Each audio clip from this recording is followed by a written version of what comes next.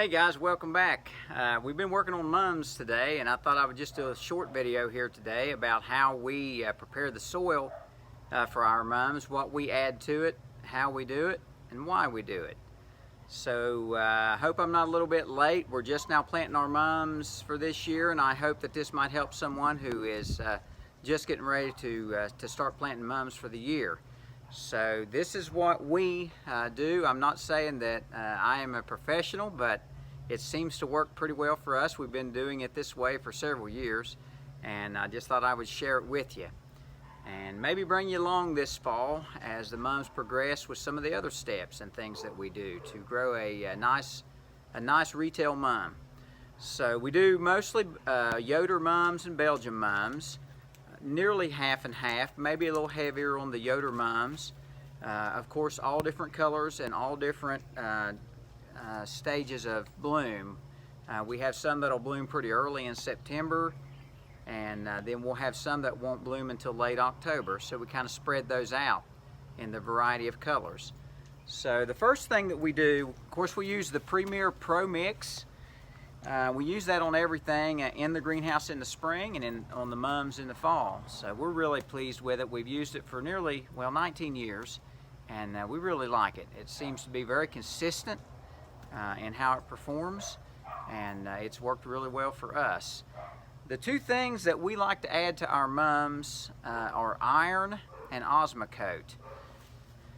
Now, I've added iron for years. A lot of times you'll see yellowing of the leaves in mums, and it's not necessarily because of a lack of fertilizer, it's because of a lack of iron. They become iron deficient pretty easily, and that is something that can be corrected with adding iron and keeping your pH low. I run the pH on my mums about 5.5 to 6, somewhere in that range. And that will also help keep the pH down where they can utilize the iron that's in the fertilizer. So we add a product called Perfect Amendment, and I'll add about 2 pounds of this per compressed bale of potting soil. And I'll show you how I do that here in a minute with our mixer.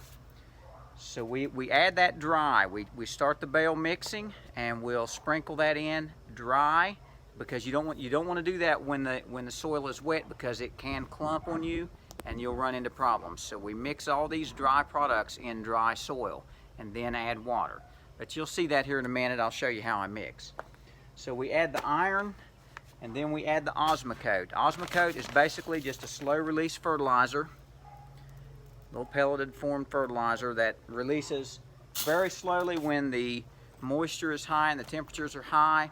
And so if you're getting a lot of rain through the summer and you don't have a chance to fertilize your mums like you should, then they can pick the nutrients up from that Osmocote. And I have had to top dress before, where I would get into trouble with not being able to water for a few weeks because of rain, excessive rainfall.